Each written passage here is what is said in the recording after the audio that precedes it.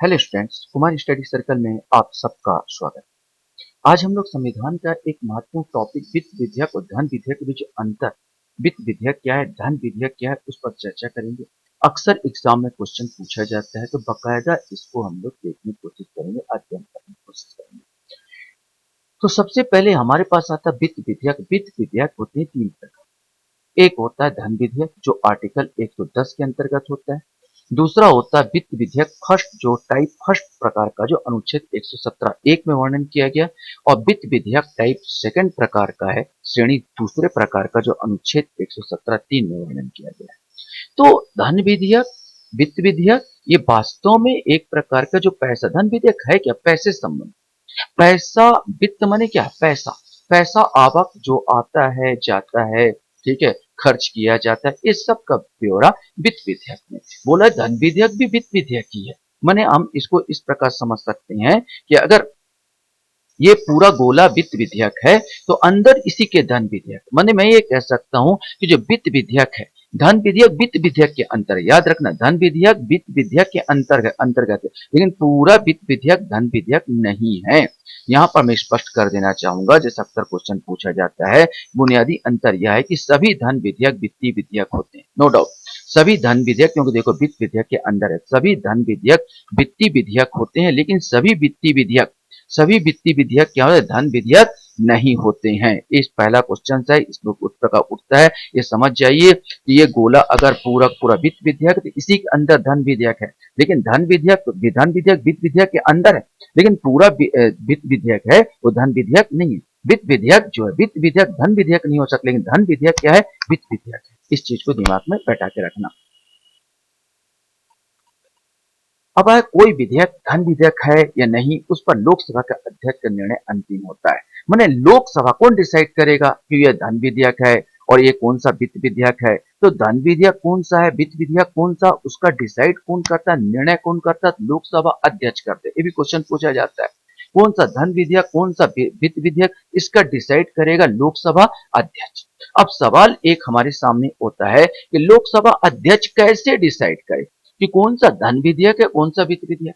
पर कोई तो क्राइटेरिया होनी चाहिए, कोई तो कुछ नियम कानून होना चाहिए भी, वो उसमें भैया वो विश्लेषण करे, या मेरे पास पूरा लिस्ट आया है तो भैया ये धन विधेयक का है और ये मेरा वित्त।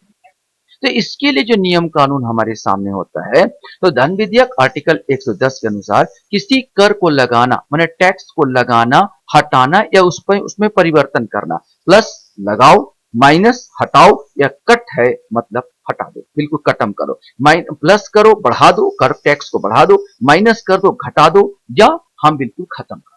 माने ये जो काम होगा चॉइस करेंगे, जैसे लोकसभा अध्यक्ष अगर ऐसे आता है, लिस्ट आता है जिसमें कोई भी जो विधेयक है जो कर को बढ़ाने के लिए है, ये धन विधेयक होगा भाई।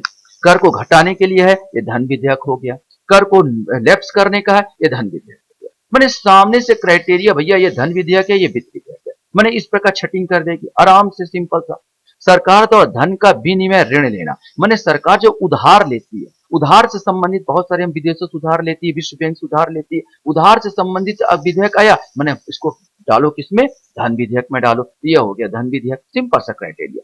भारत की संचित निधि और आकस्मिक निधि से धन जमा करना निकालना। अब संचित निधि क्या होता है, भारत पैसा जो होता है, भारत का जो पैसा होता है बैंकों में संचित रहता है। एक आकस्मिक निधि, आकस्मिक निधि क्या है, मान लो कभी बाढ़ आ गया, तूफान आ गया, देश में संकट आ गया, तो आकस्मिक रूप से हम लोग रखते हैं ना, घर में भी तो रखा जाता है, भैया इसको इसको हम इस्तेमाल नहीं करेंगे, ये पैसा को भाई कहीं अंदर रख दीजिए, कोचक के रख दीजिए, कहीं पर रख दीजिए, कभी इमरजेंसी में काम आएगा, वो आकस्मिक निधि। तो भाई भारत के संचित निधि जो बैंक में जमा होता है, संचित निधि, आकस्मिक निधि, धन का जमा करना, जमा करोगे या निकालना, ये सब के सब इसमें आएगा धन विधि। और किसी नए व्यय को भारत की संचित निधि पर प्रभारित या व्यय घोषित करना, यह भी किसमें आएगा, धन विधेयक के अंतर्गत आएगा। तो भाई लोकसभा अध्यक्ष के लिए क्राइटेरिया निश्चित हो गया, भाई कौन सा धन विधेयक है, कौन सा वित्त विधेयक है। तो जो इस क्राइटेरिया में आए उसको धन विधेयक में फेंको, और जो इस क्राइटेरिया से भले पैसे संबंधित हो लेकिन इस क्राइटेरिया से संबंधित ना हो, उसको फेंको किसमें, वित्त विधेयक में फेंक दो। लेकिन जुर्माना हुआ, लाइसेंस हुआ, जुर्माने से प्राप्त धन, लाइसेंस से प्राप्त धन होता है ना, चेकिंग वेकिंग चलता है, एवं स्थानीय कर, लोकल जो कर टैक्स लगाते हैं, इसमें इसको शामिल धन विधेयक में शामिल नहीं किया जाता। ये भी क्वेश्चन पूछा जा सकता है कि कौन कौन शामिल नहीं थे, जुर्माना है, लाइसेंस है, एवं स्थानीय कर इसमें शामिल नहीं किए जाते।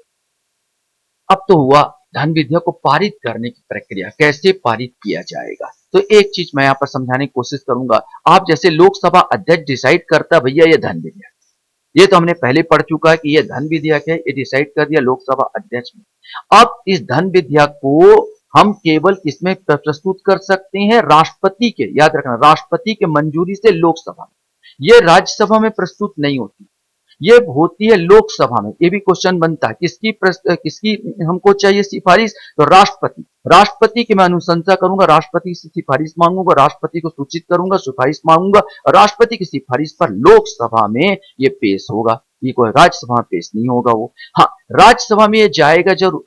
कितने दिन के लिए, 14 दिन के लिए, 14 दिन के लिए राज्यसभा में जाएगा।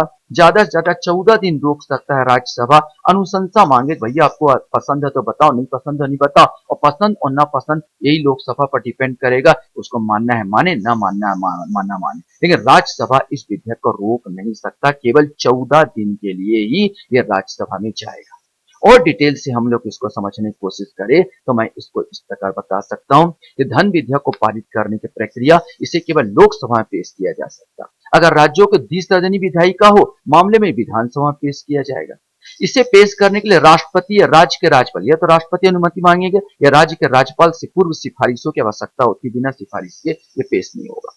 ऐसा विधेयक किसी गैर सरकारी सदस्य द्वारा प्रस्तुत नहीं किया जा सकता।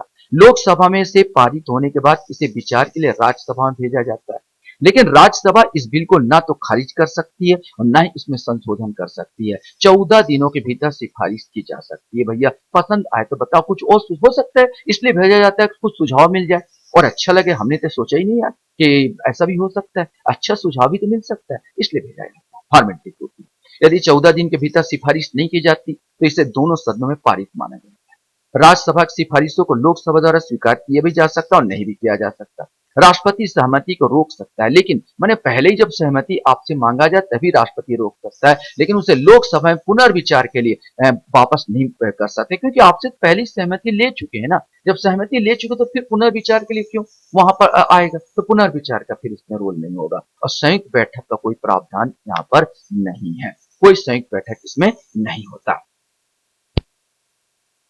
अब हमारे सामने होता है कि भाई ये तो मैंने आपको समझा दिया धन विधेयक। तो एक छोटा छोटा फार्मूला हम समझ ले कि धन विधेयक और वित्तीय विधेयक फर्स्ट और वित्तीय विधेयक सेकंड में अंतर के। सब तो वैसे वित्त विधेयक है, तो धन विधेयक में विशेष करके होता है सेविंग, माने पैसा जमा किया जाए। कर लगाओ, टैक्स को हटाओ, टैक्स को यहाँ विशेष करके टैक्स को लगाना मैंने पैसा को इकट्ठा करना, कलेक्ट करना, टैक्स को कम करना, टैक्स को हटा देना, ठीक है, संचित निधि में पैसा को डालना, मैंने ये विशेष करके यहाँ पर धन विधेयक में होता है। और जो वित्त विधेयक होते हैं, जैसे अनुच्छेद 117 ले लिया जाए, इसमें स्पेंड माने विकासात्मक कार्यों में खर्च किया जाता है, पैसा को विकासात्मक कार्यों में खर्च किया जाता है आर्टिकल 117 एक के तहत। और इसमें भी विकासात्मक कार्यों में खर्च ही किया जाता है। वित्त विधेयक में कोई जमा नहीं, विशेष करके खर्च किया जाता है। ये मेन मोटा मोटा अंतर होता है, ये समझ लीजिए। और डिटेल से हम लोग इसके अंतर को समझने की कोशिश करें तो एक प्रकार से दोनों तीनों को हम लोग देख लेते हैं। ये देखो, धन विधेयक राष्ट्रपति की पूर्व सिफारिश की आवश्यकता होती है। वित्त विधेयक श्रेणी फर्स्ट में भी राष्ट्रपति की पूर्व सिफारिश की आवश्यकता होती है, लेकिन वित्तीय विधेयक श्रेणी सेकंड में राष्ट्रपति की पूर्व सिफारिश की आवश्यकता नहीं होती। यह साधारण विधेयक का ही पेश होता है। धन विधेयक को संशोधित या अस्वीकार करने की राज्यसभा की शक्ति प्रतिबंधित है, केवल 14 दिन तक रोक सकता है। लेकिन इसमें इसमें अंतर क्या है, राज्य वित्तीय विधेयक श्रेणी फर्स्ट में संशोधन अस्वीकार कर सकती है और इसमें राज्य वित्तीय विधेयक श्रेणी सेकंड में संशोधन अस्वीकार कर सकती है। बस देखो, तीनों में जो अंतर, ये मेन अंतर है। इसमें राष्ट्रपति की पूर्व स्वीकृति की आवश्यकता है, इसमें भी राष्ट्रपति की पूर्व स्वीकृति की आवश्यकता है, लेकिन इसमें नहीं। और इसमें क्या होता है कि धन विधेयक जो संशोधित अस्वीकार राज्यसभा का खत्म हो जाता है, राज्यसभा इसको संशोधित या अस्वीकार नहीं कर सकती, लेकिन श्रेणी में कर सकती है और द्वितीय श्रेणी में भी कर सकती है। यहाँ पर बाकी वित्तीय विधेयक को धन विधेयक घोषित करने का निर्णय लोकसभा अध्यक्ष द्वारा करते हैं, इस अध्यक्ष अनुमोदन की आवश्यकता इसमें नहीं पड़ती और इसमें भी अध्यक्ष के अनुमोदन की आवश्यकता नहीं होती।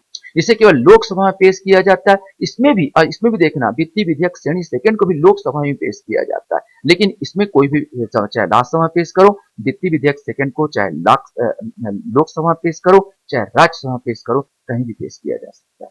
संयुक्त बैठक का प्रावधान इसमें नहीं है, लेकिन इसमें संयुक्त बैठक का प्रावधान है वित्तीय विधेयक श्रेणी फर्स्ट में, और संयुक्त बैठक प्रावधान वित्तीय विधेयक श्रेणी सेकंड में भी है। और यह एक सरकारी विधेयक है, धन विधेयक। यह एक साधारण विधेयक है और यह भी एक साधारण विधेयक है। आशा करता हूँ ये वीडियो आपको अच्छा लगा होगा। आप लोग मेरे वीडियो को वॉच करते हो इसलिए धन्यवाद। Thank you very much.